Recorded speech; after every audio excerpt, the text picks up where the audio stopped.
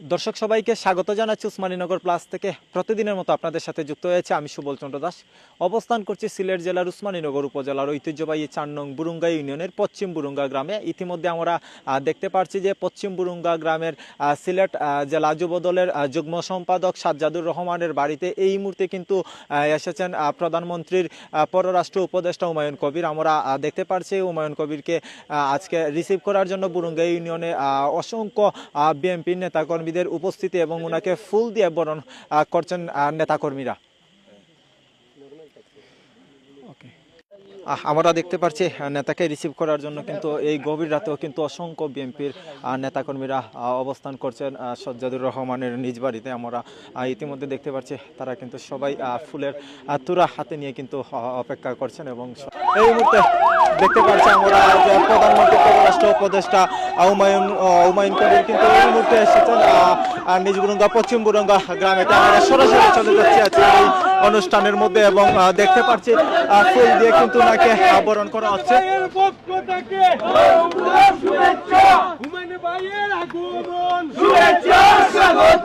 আমরা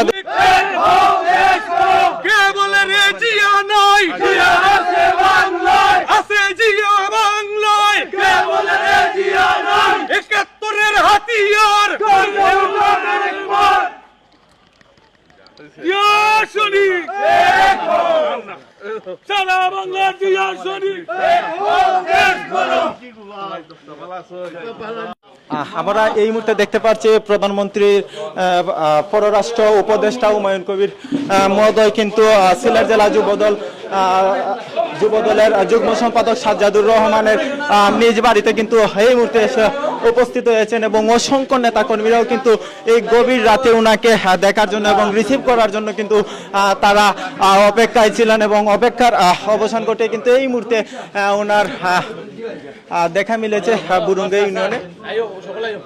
আমরা দেখতে পাচ্ছি যে এই মুহূর্তে ওনার সাথে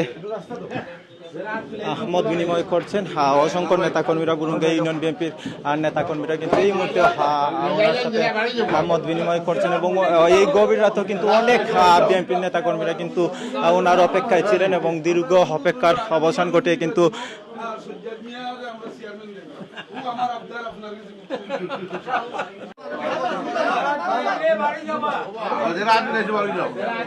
আমরা দেখতে পাচ্ছি এই গভীর রাতেও কিন্তু অসংখ্য বিএনপির নেতাকর্মীদের উপস্থিতি।